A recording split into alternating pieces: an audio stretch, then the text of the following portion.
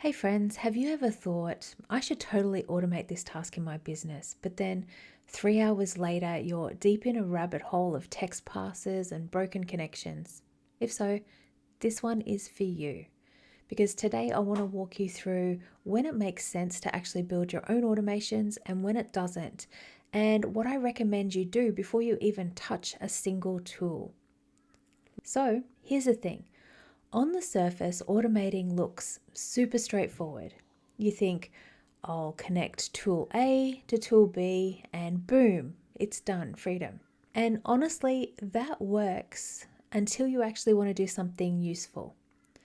And that's when things start to get messy because once you add in things like text parsers and aggregators and iterators and JSON coding and API error messages that make zero sense to your brain whatsoever, you're suddenly not saving time.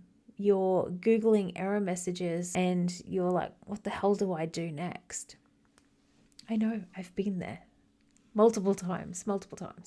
So, some of the most common things that I see people tripping up on when it comes to their automations are simple things like trying to upload a PNG to a platform that only accepts a JPEG, or getting broken links because they're not copying the right field, or forgetting to authorize tools properly, or even thinking that it's all set up, but one connection is slightly off and then the whole thing just silently fails. So it's not always big, scary logic that breaks it. Sometimes it's just tiny little things that are hard to catch. So one thing that I would say is that ChatGPT can actually help you with a lot of it to a point. So don't get me wrong, ChatGPT is amazing for automations because you can ask it things like, what does this error message mean? Or how should I structure my text aggregator? And what's the best way to format my image URL, for instance? But you also need to know what to ask it.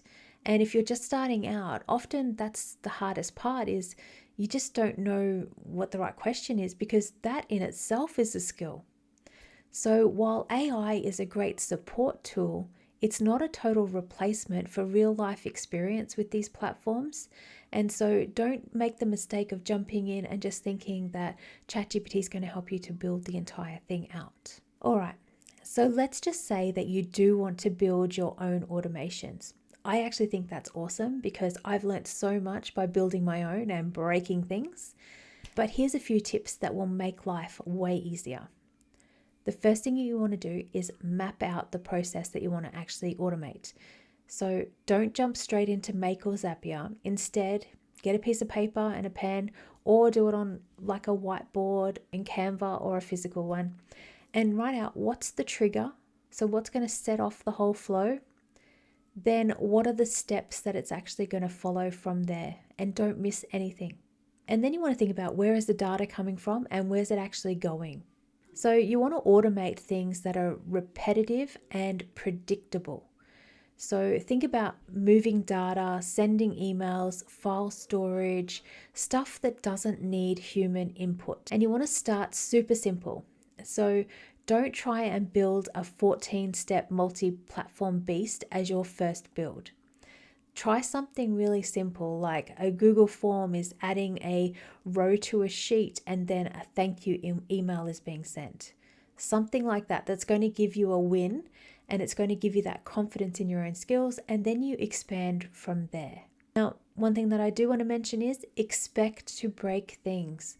So it's part of the process. You need to test things really early so that you don't spend hours on cleanup. So what I tend to do is I build a module. So if we're using Make, for instance, in the scenario, I would create that module, set it all up, and then I would test it.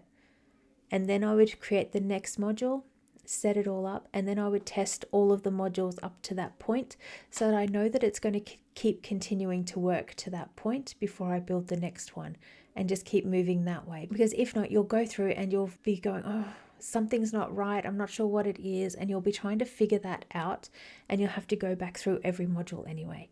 So it's easier just to test it all as you go through. Now, if you love figuring it out yourself, that's great. But if you're someone else that would rather just plug something in and go.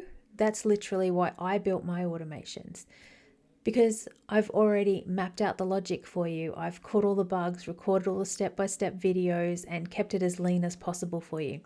So you can follow along, and by the end, your automation is up, live and running without you needing to learn what a text aggregator is, etc. So if something goes wrong, it's always something tiny, and usually I have covered it in the troubleshooting guide anyway. So here's how I break it down on whether or not you should DIY an automation or buy it from someone else.